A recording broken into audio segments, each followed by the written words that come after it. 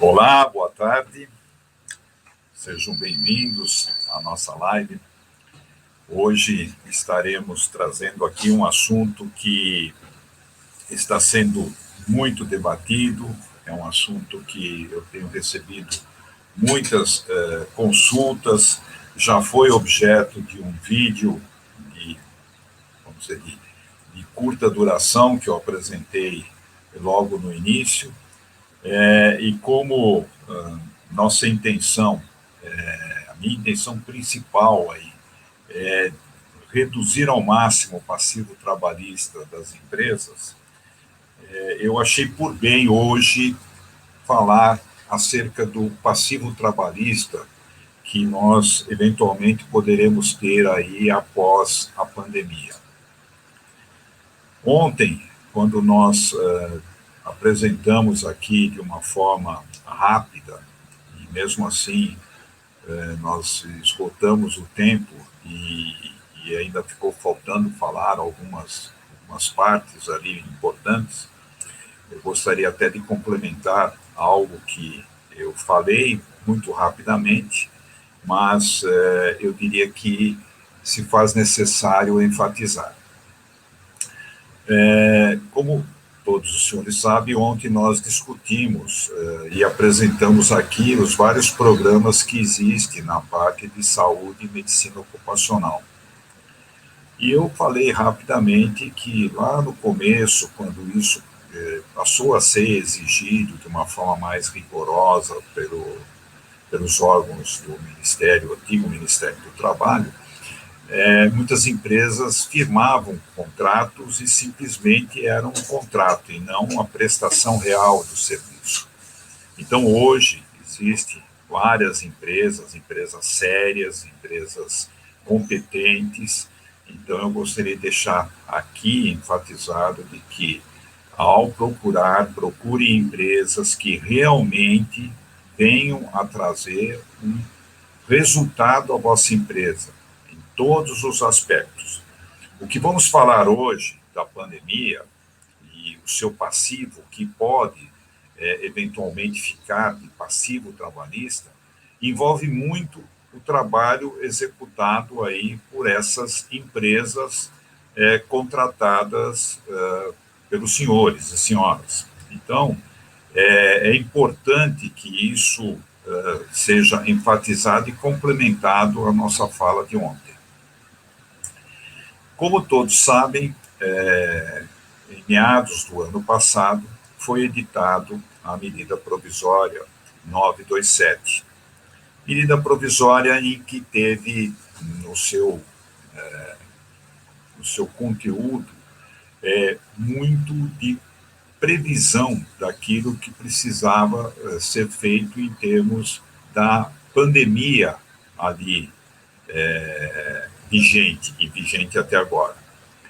Lamentavelmente, essa medida provisória ela acabou caducando e alguns dos seus itens, e um deles, o que nós vamos estar abordando, o seu artigo 29, ele acabou não valendo e na forma como ele constava da medida provisória, trazia a seguinte condição. Ele trazia o nexo causal da doença. Entre outras palavras, o que vem a significar isso? É o que deu causa à doença.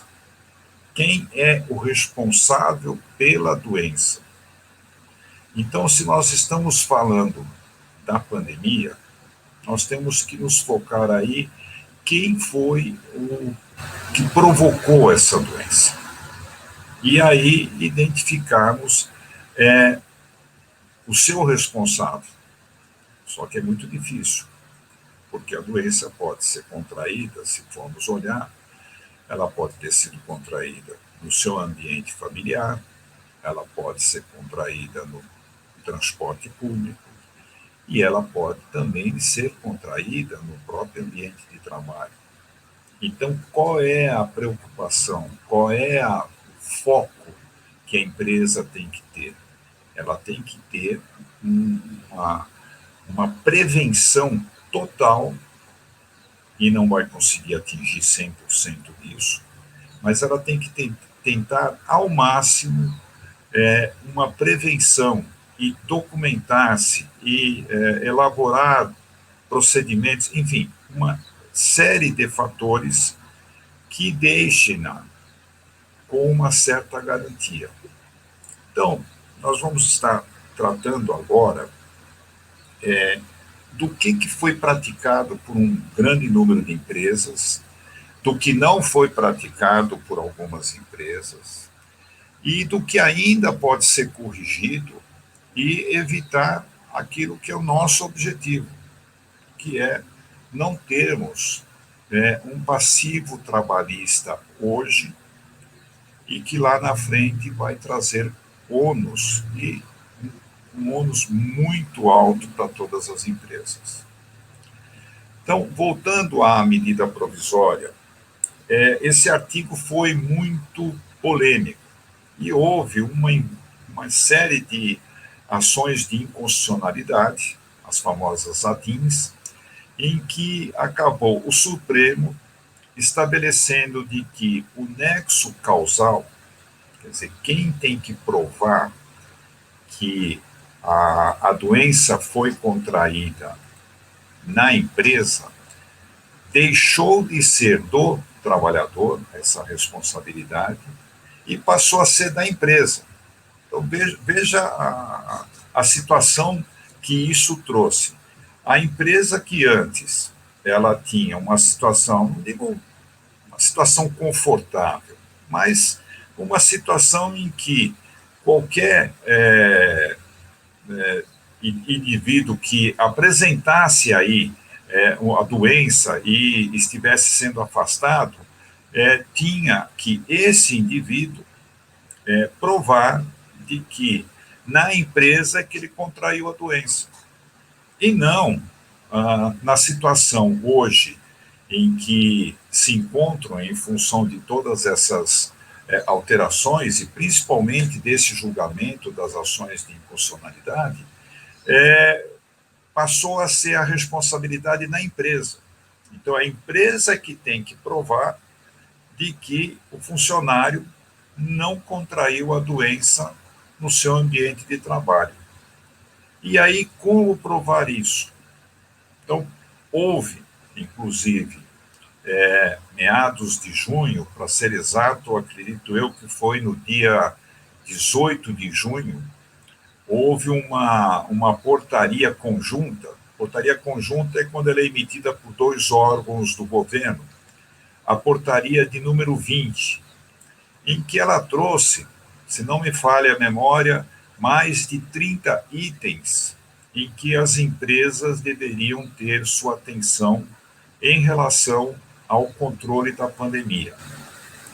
E isso foi distribuído para todas as entidades, a começar pelas entidades sindicais patronais. Sindicatos patronais tinham por obrigação divulgar isso para todas as suas empresas, e aí as empresas, ao receberem essa instrução, passarem a executá-la. E isso teve reflexos em todo e qualquer segmento, porque nós temos o mais simples, como eu sempre falo, desde um escritório, até um mais complexo, onde você tem um volume maior de pessoas, onde você tem pessoas, inclusive, em contato direto com possíveis portadores. Então, passaram algumas empresas, de imediato, já agirem para que essa situação tivesse um controle e, principalmente, para que as empresas tivessem aí uma documentação de que, por parte delas, elas fizeram de tudo para que aquele trabalhador não contraísse a doença e, se contraiu, tentasse provar de que ele contraiu em qualquer outro local, menos no local de trabalho. Então, as medidas são várias, mas as mais simples, eu vou das mais simples às mais complexas. As mais simples foram, de imediato, um manual de instrução para todos os trabalhadores, onde esse manual de instrução detinha, dentro dos vários pontos e das particularidades que cada empresa tem, detinha boa parte da orientação que constou dessa portaria número 20, editada pelos ministérios. Economia e Higiene e Saúde, se não me engano. Então, já nesse manual, já tinha algo em que, de uma certa forma, a empresa também transferia para o trabalhador a responsabilidade por agir adequadamente no combate a essa pandemia. Então, vários itens ali tem, mas não era simplesmente colocar numa folha de papel e entregar para o trabalhador e pegar um recibo. Óbvio que isso foi feito, mas deveria e deve ser feito um trabalho de conscientização. Então, o que ocorre? Várias empresas, pelo menos eu tenho conhecimento de várias delas, algumas em que eu assessoro, que elas estão fazendo um trabalho e um trabalho periódico. Houve o primeiro, em que houve uma palestra, uma orientação, uma indicação, teve como você identificar as dúvidas e tentar esclarecer do trabalhador, e, ao final disso, todos, teoricamente, saíram conscientes ali do que estava sendo, ou pelo menos estava se tentando transmitir. Mas não ficou somente naquele dia. A empresa repetiu esse fato, essa atitude, nos primeiros meses, de 15 em 15 dias, e hoje ela está fazendo mensalmente. É uma coisa, pode-se achar assim, exagerado? Não, não é exagerado. Normalmente as pessoas não valorizam aquilo que devem valorizar, e muito daquilo que se tenta transmitir, daquilo que se procura orientar, cai no esquecimento. Então, as empresas que adotaram um rigor nisso agiram dessa forma. Então, fizeram um procedimento, um papel, 2 folhas, um manualzinho, onde que tem ali um lembrete do que deve ser feito, do que não deve ser feito, e que orienta os trabalhadores. O segundo ponto foi vamos dizer, a melhoria e também a verificação de todo, vamos dizer, arsenal de equipamentos de proteção que a empresa tinha e que, a partir da pandemia, foi obrigado a ter. Entre eles, máscara, álcool em gel, e muitas determinando em seu próprio ambiente de trabalho o distanciamento que as unidades sanitárias recomendam. Então, as empresas também fizeram isso, como nós vemos hoje nos supermercados, lugares que há atendimento ao público, onde que tem demarcações para que ocorra isso.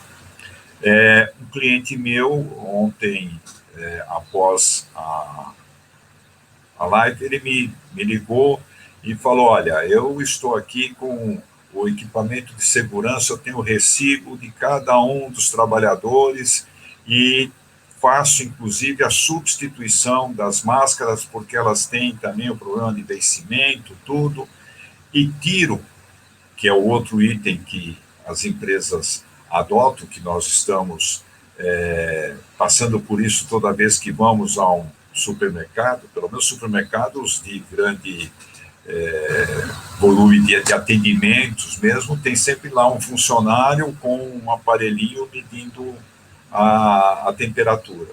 Ele faz a medição da temperatura 2 vezes por dia. É exagerado? Deveria fazer só uma?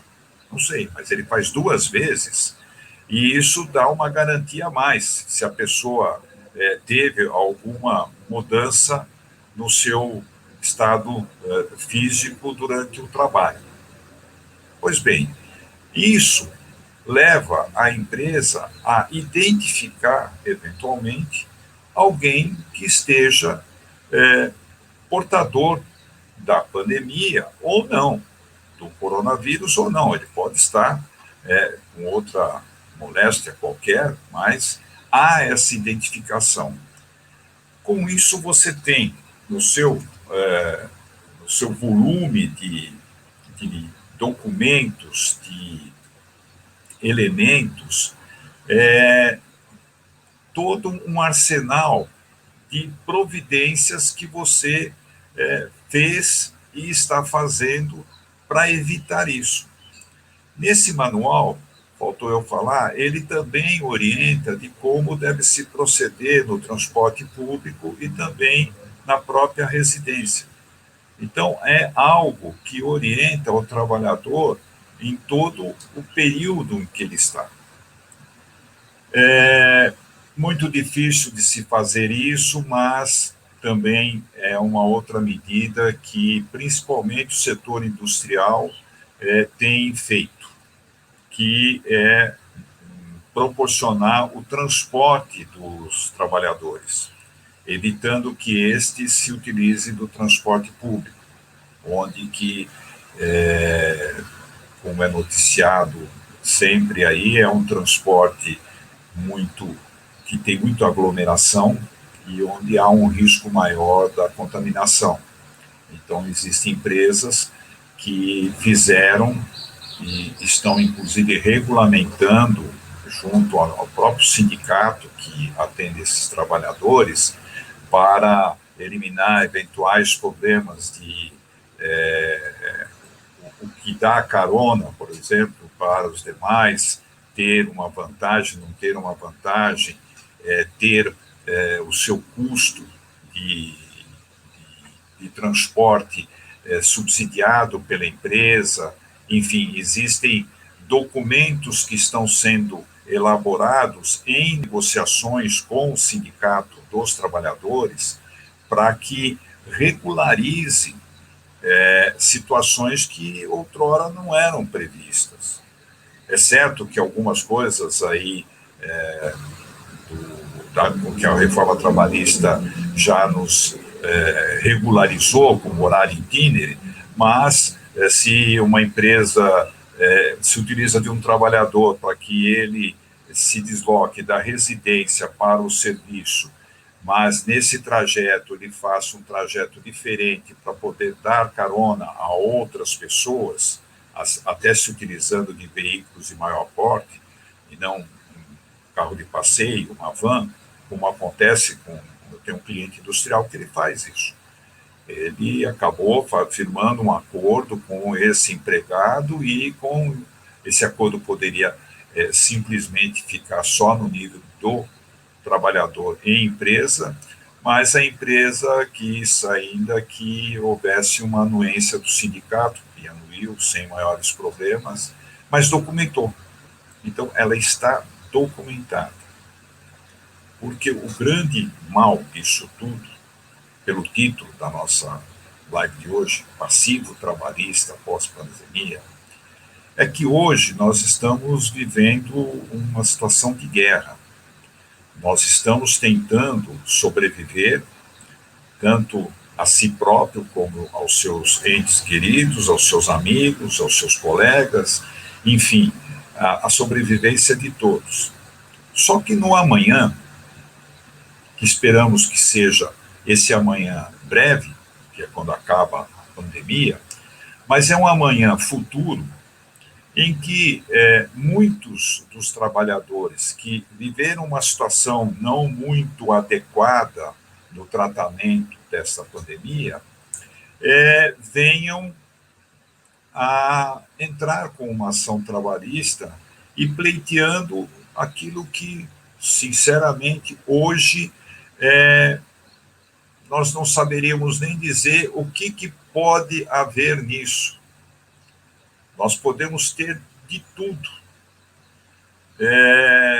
Como, por exemplo, eu estou recebendo aqui uma pergunta, tenho uma dúvida, em que momento podemos ter um assédio moral do trabalho, do ED?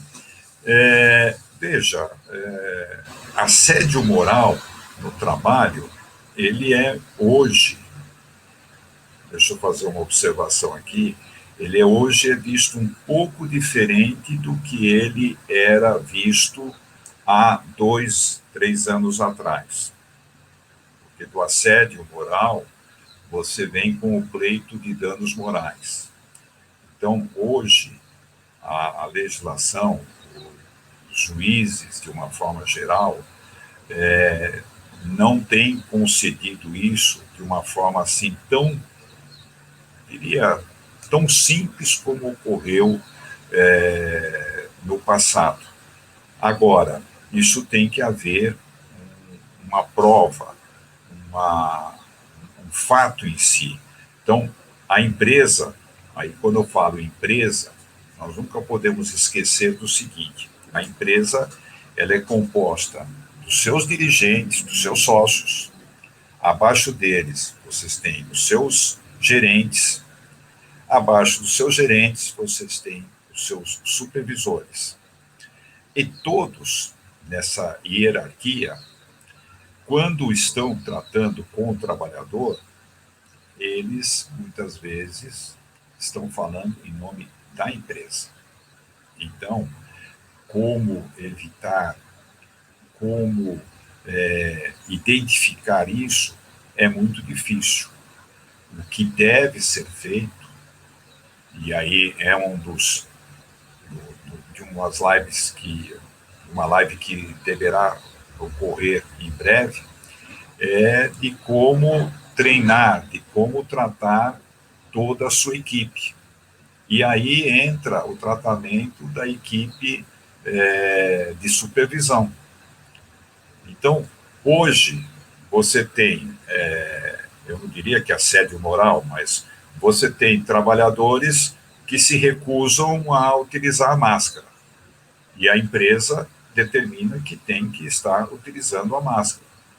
Então, isso como é um procedimento, e aí eu lembro no início da minha fala, você cria o procedimento, estabelece o procedimento, dá treinamento desse procedimento, orienta as pessoas, repete isso por mais de uma vez, eles dão ciência de que tomaram tudo isso daí, quer dizer, você se documenta tudo isso, e o trabalhador não segue aquilo que ali está estabelecendo, isso é um ato de insubordinação. Então, não há aí, diria, não tem que haver um assédio, nada disso. Tem que sim haver, dentro da linha do que nós estamos falando, tem que haver um cumprimento das normas ali estabelecidas para que não ocorra nenhum problema junto a todos os trabalhadores. Nós tivemos, e estamos tendo ainda, problemas de pessoas que ainda fazem consultas por telefone e obtêm o afastamento também via telefônica e depois consegue o comprovante e apresenta na empresa. E aí as empresas me perguntam, bom, o que fazer? Porque como é que eu vou simplesmente, a pessoa me apresenta um atestado de um exame feito por diagnóstico, o senhor está com dor de cabeça, o senhor está sentindo o paladar, o senhor está sentindo, o senhor consegue sentir o cheiro, alguma coisa. Então, em função de algumas respostas, ele chega e dá um atestado de 5 dias, ou de 15 dias, como já aconteceu com um cliente meu, deu um atestado de 15 dias. A orientação que foi feita foi a seguinte, simplesmente, deixa passar 3 dias. Passou os 3 dias, pede para o empregado entrar em contato e dar para a empresa um diagnóstico do que realmente está ocorrendo com ele. E dependendo do que ele fale, como na empresa não há necessidade de ter nenhum especialista nisso, aí sim vai para que a pessoa que foi afastada vá à entidade médica que você tem contratado, por isso tem que ser uma entidade médica séria, e aí sim ela vai fazer um exame se de fato a pessoa detém elementos que possam estar, vamos dizer, trazendo dúvidas se existe ou não, se contraiu ou não o Covid, e, eventualmente, se faz os exames necessários. Estou recebendo uma pergunta que é exatamente essa.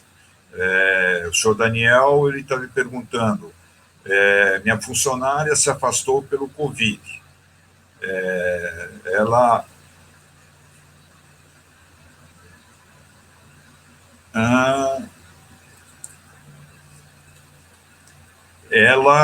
bom, aí houve uma falta grave, porque ela se afastou por Covid porque ela estava em uma atividade de aglomeração, em uma festividade, e a pessoa, o senhor Daniel, embora estando com Covid, demitiu a pessoa por justa causa. Bom, é uma pergunta um tanto quanto delicada, porque qual é a documentação que o senhor Daniel tem de que a pessoa estava numa aglomeração? Está colocando aqui que ele tem uma foto. Uma foto tem que ter data para que seja válido em qualquer prova, porque uma vez que teve uma justa causa, ato contínuo, essa empregada vai entrar na justiça para poder receber os seus direitos. E aí é que começam todos os problemas de uma ação trabalhista. Uma ação trabalhista, você tem que ter toda a documentação para comprovar comprovar o contrário daquilo que a pessoa está falando. Então, essa pessoa foi orientada pela sua empresa para que não participasse de aglomeração, independente do que está sendo noticiado na mídia. Você tem que pensar na responsabilidade da tua empresa. Então, você divulgou isso, fez constar isso, treinou o pessoal para que isso fosse visto várias vezes, deu ciência, quer dizer, a pessoa assinou que estava ciente disso daí, porque num dos itens que tem lá da recomendação é não participar de aglomerações, independente do que se fala na mídia. Então, tudo isso que eu estou colocando é justamente se você não tem essa prevenção, se você... nós temos que separar aí de duas formas. Uma é a prevenção para que você mantenha o seu quadro de colaboradores, a sua empresa saudável, e a outra é a prevenção com toda a documentação, no caso fotos, o que você tiver, de medidas que você adotou, vem adotando e, se necessário, virá a adotar mais ainda, para evitar justamente esse assunto que o nosso ouvinte aí, Daniel, vai ter agora, porque se ele não tiver toda essa documentação, essa pessoa ingressará com ação e vai receber todos os seus direitos que a legislação permite, como se ela tivesse sido demitida normalmente, aviso prévio indenizado, enfim, todas as verbas salariais. E pode, eventualmente, mas também vai ter que provar, estabelecer de que teve danos morais aí, não digo como a pergunta anterior aí, que ocorreu, nesse caso aqui, pelo que eu estou entendendo, foi uma atitude assim, rígida, né? A pessoa Contraiu porque estava em aglomeração e quando voltou para a empresa foi demitida por justa causa. Então é uma diferente da pergunta anterior de assédio moral. Volto a dizer, os supervisores, os gerentes, eles são responsáveis e falam em nome da empresa.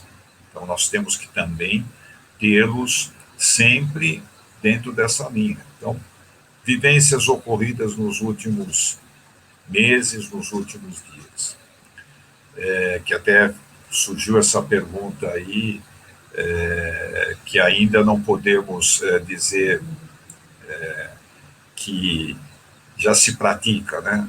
Houve até a pergunta, posso demitir o trabalhador que se recusar a tomar a vacina?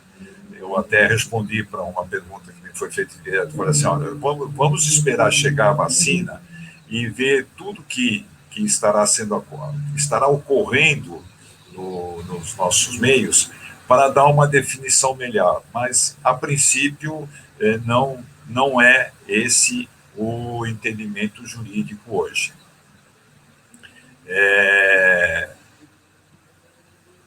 Outras perguntas que podem ser solucionadas com a alternativa que eu acabei passando, acerca do encaminhamento do trabalhador ao exame médico, e este é de suma importância para você tê-lo atuante na sua empresa, é de fazer os exames. Infelizmente, há um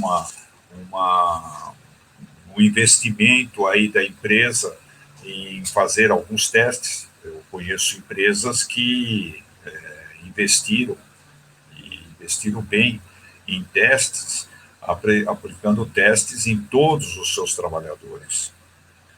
E repetiram esse teste depois de 3 meses, porque também havia discussões na mídia se o teste A, o teste B, o teste C que tinha eficácia ou não.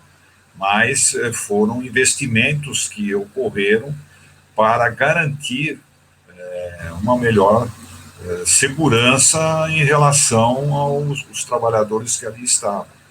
Os que se licenciam e que, lamentavelmente, contraem a doença e ficam um período maior, realmente os 15 primeiros dias serão suportados pela empresa e o restante deverá ser suportado pelo INSS.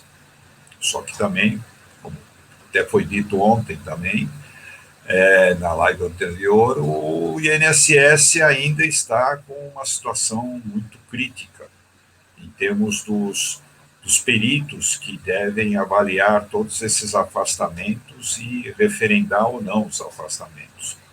Por isso que é importante manter atuante esses exames junto à sua empresa que dá atendimento nessa área e manter total controle.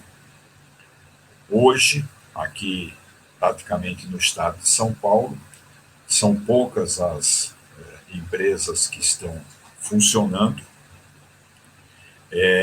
Em alguns municípios, como na cidade de São Paulo, foi antecipado o feriado, então, de uma certa forma, isso resolveu o problema da empresa e do trabalhador. Em outros municípios não foi antecipado o feriado, foi só decretado o lockdown. Então, aí nós temos um problema que eu deixo aqui a pergunta: quem paga a conta?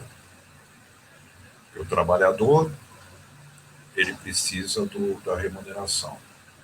O empresário, muitos empresários, muitas empresas aí, nós temos já situações em que elas estão buscando financiamentos, linhas de crédito aí para poder sobreviver. Isso tem a ver com a pandemia, com o passivo? Tem a ver com a pandemia, tem a ver com o passivo. Porque o que vai acontecer se não pagar os salários do trabalhador? O que acontecerá com as empresas, por exemplo, as empresas do comércio da capital, dos itens, dos vários itens que podem serem colocados como passivo trabalhista? As empresas que estão em municípios em que houve a decretação do lockdown, a minha recomendação é que se faça um acordo individual com cada trabalhador e que esse acordo traga a condição ou de trabalho ou do não trabalho para uma compensação futura, para que a conta desses dias não fique nem para a empresa e nem para o trabalhador, porque ambos estão sendo afetados aí vamos dizer, pela pandemia em si. Estou recebendo mais uma pergunta aqui, me permite, eu vou dar uma lida.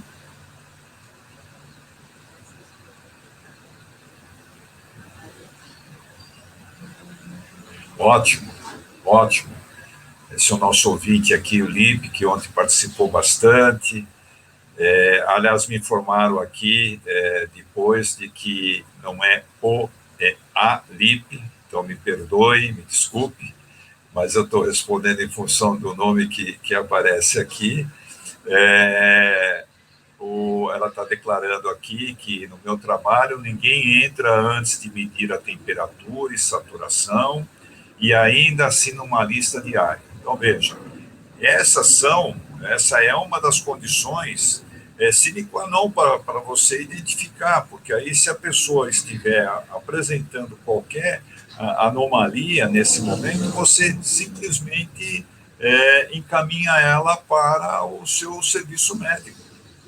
Porque o grande mal disso não é só o problema daquele que está com essa anomalia, mas sim de ele internamente transmitir para os demais.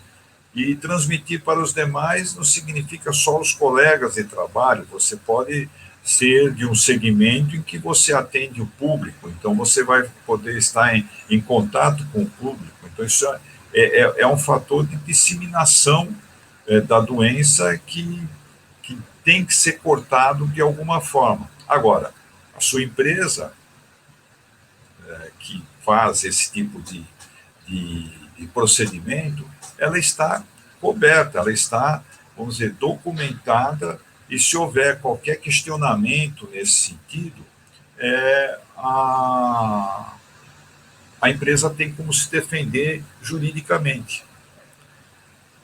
Estou recebendo uma outra pergunta aqui, do senhor João. Na empresa dele, um funcionário foi demitido porque não estava usando máscara e entrou com ação trabalhista, em função até daquela outra pergunta, e pleiteou danos morais, de que a empresa fazia exigências absurdas, e o processo ainda está em curso, não houve uma decisão, mas que teve essa ação trabalhista para essa empresa. É onde que nós vamos estar sempre sujeitos, né? Você muitas vezes trata com atenção, com todo cuidado, com carinho, muitas vezes o trabalhador, mas você não sabe o que pode acontecer no futuro com ele. Tem um colega meu que diz sempre o seguinte, que as relações trabalhistas é que nem um casamento. Quando ocorre o casamento, na lua de mel, é tudo flores, tudo amor, tudo carinho. Então, compara-se à admissão do trabalhador. Quando o casal se separa, e vamos colocar um pouco de lenha aí, a separação é um divórcio litigioso, os advogados que ali participam ficam muitas vezes até envergonhados do que é discutido no divórcio.